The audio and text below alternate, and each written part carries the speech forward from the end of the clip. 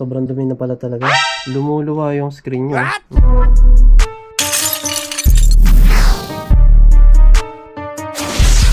Nandito tayo ngayon sa Bulacan, San Jose del Monte. So, ang problema nitong laptop, Predator to na Helios 16. Nice! Yan o. Lumuluwa yung screen nyo. Nakita nyo? Yan o. Bakit kaya hindi nakapit ng maayos? So, try nating tingnan baklasin yung bezel.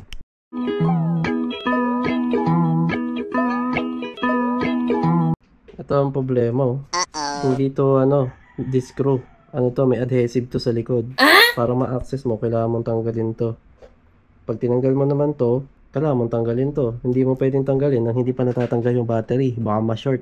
Kaya kailangan natin buksan, tanggalin yung battery. Tapos tanggalin na natin siya ng buo. Ayan. So ito, kailangan muna natin tanggalin yung battery. Huwag kayong magbabaklas ng flex ng LCD nang nakakabit to. Kasi pwede ma-short, masira yung board. Tapos yan sobrang dumi na pala talaga. Tama yung sabi ng customer. Ang kapal na ng alikabok na nasa palya. Oh no!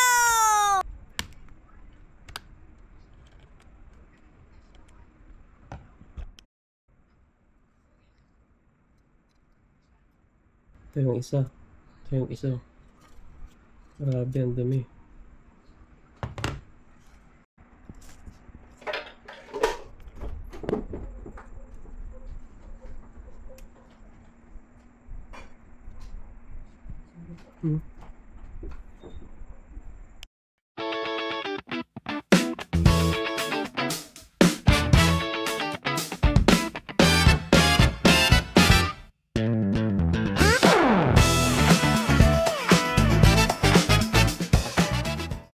Dikitan natin ito para sumakto.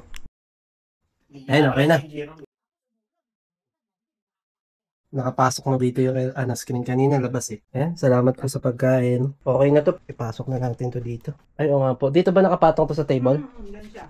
Yan ang plastic eh. Ngayon na nga natin dyan sa table. Yan, nasa sala yan eh. Ang ginawa, pumasok ka at nilagyan na aircon yan. Yan sana. Di mas masarap po pag naka-aircon. Opo. Ayun Ito, 120. Ito, 200. Tapos yung MacBook. Ang grabe, ang mamahal.